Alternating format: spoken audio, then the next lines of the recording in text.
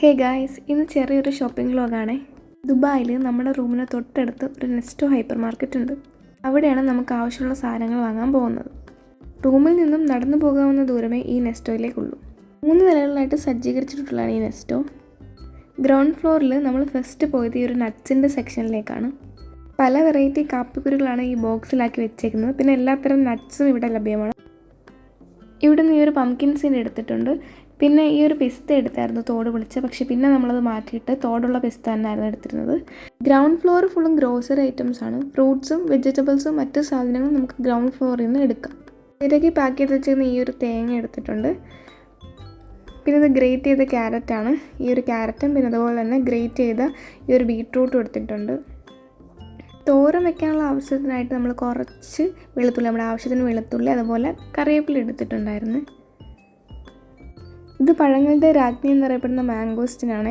അതും പിന്നെ സ്ട്രോബെറിയും അതുപോലത്തെ കുഞ്ഞു കുഞ്ഞു ഫ്രൂട്ട്സ് എല്ലാം ഇവിടെ ബോക്സാക്കി വെച്ചിട്ടുണ്ട്. അതിൻ്റെ റേറ്റും അവിടെ തന്നെ എഴുതി വെച്ചിട്ടുണ്ട്. ഫ്രൂട്ട്സ് സെക്ഷനിൽ നമ്മളത് ഈ ഒരു മുന്തിരിങ്ങയാണ് എടുത്തിട്ടുള്ളത്. വെറൈറ്റിക്ക് അനുസരിച്ച് പല പാക്കറ്റുകളിലാക്കി വെച്ചിട്ടുണ്ട്. മുന്തിരിങ്ങ മാത്രമല്ല, മിക്ക ഫ്രൂട്ട്സും അങ്ങനെ പാക്കറ്റുകളിലാക്കി വെച്ചിട്ടുണ്ട്. അത് ഈ ഫ്രൂട്ട്സൊക്കെ പാക്കറ്റ്സാക്കി സെറ്റ് ചെയ്തിട്ടുണ്ട്.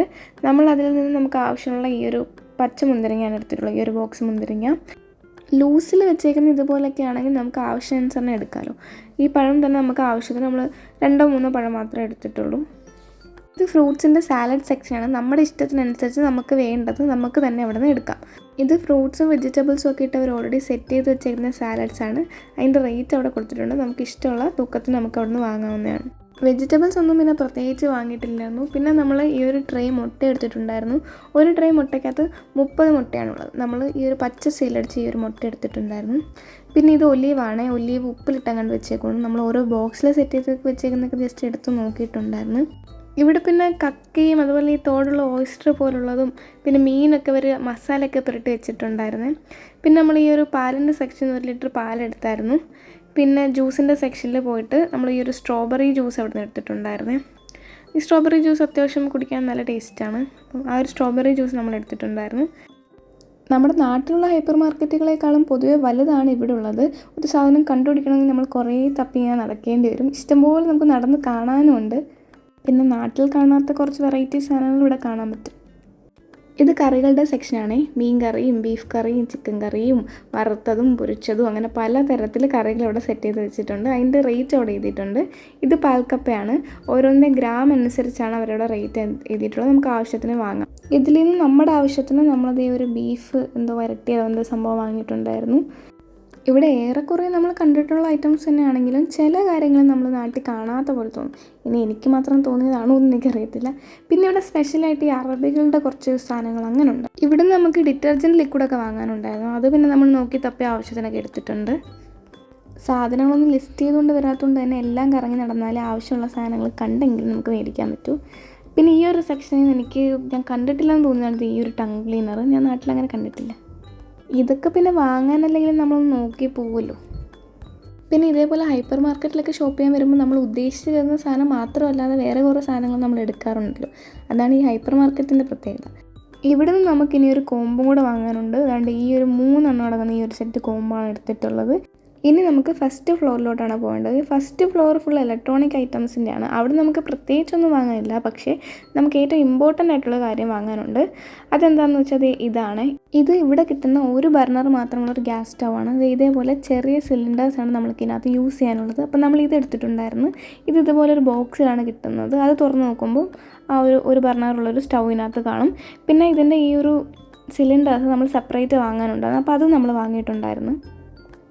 അപ്പോൾ ചെറിയൊരു സ്റ്റൗവൊക്കെ വാങ്ങിയ സ്ഥിതിക്ക് ഇനി നമുക്ക് വാങ്ങാനുള്ളത് പ്ലേറ്റും പാനും സ്പൂണും അങ്ങനെയൊക്കെ കുറച്ച് കാര്യങ്ങളാണ്. അപ്പോൾ അത് നമ്മൾ തപ്പി നടക്കുവാണ്.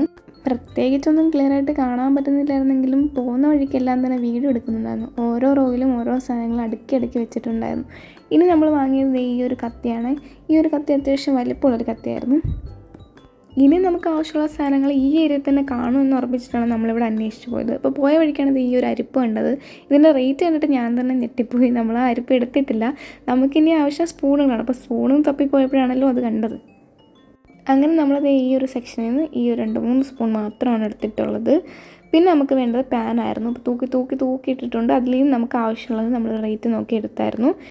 കുറേ സാധനങ്ങൾക്കൊക്കെ അവർ ഓഫർ ഇട്ടിട്ടുണ്ടായിരുന്നേ. അപ്പം അതിൻ്റെ യഥാർത്ഥ പ്രൈസും ഓഫർ പ്രൈസും ഒക്കെ അവർ ഇതേപോലെ ബോർഡിലൊക്കെ എഴുതി വെച്ചിട്ടുണ്ടായിരുന്നു. ഇനി നമുക്ക് വേണ്ടത് പ്ലേറ്റ്സ് ആണ്. അങ്ങനെ പ്ലേറ്റ്സ് നോക്കി പോകുമായിരുന്നു. അങ്ങനെ നമ്മൾ അവസാനം പ്ലേറ്റ്സിൻ്റെ സെക്ഷനിൽ എത്തിയിട്ടുണ്ട്. അവിടെ നിന്ന് നമുക്ക് തോനൊന്നും വാങ്ങാനില്ല. നമുക്ക് ആവശ്യത്തിന് 2-3 പ്ലേറ്റ് മാത്രമേ വാങ്ങാനുണ്ടായിരുന്നുള്ളൂ. അപ്പോൾ അത് നമ്മൾ വാങ്ങിയിട്ടുണ്ട്.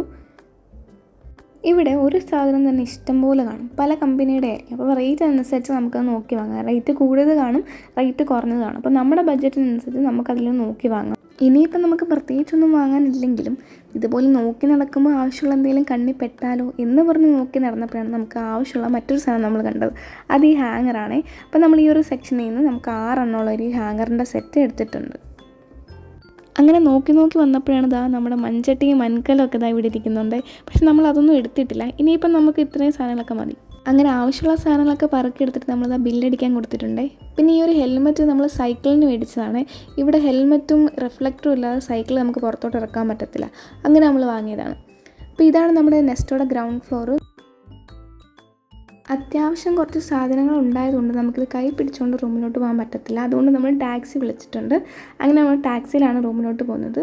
അപ്പോൾ നമ്മുടെ ഇന്നത്തെ വ്ളോഗ് ഇത്രയേ ഉള്ളൂ. Thanks for watching.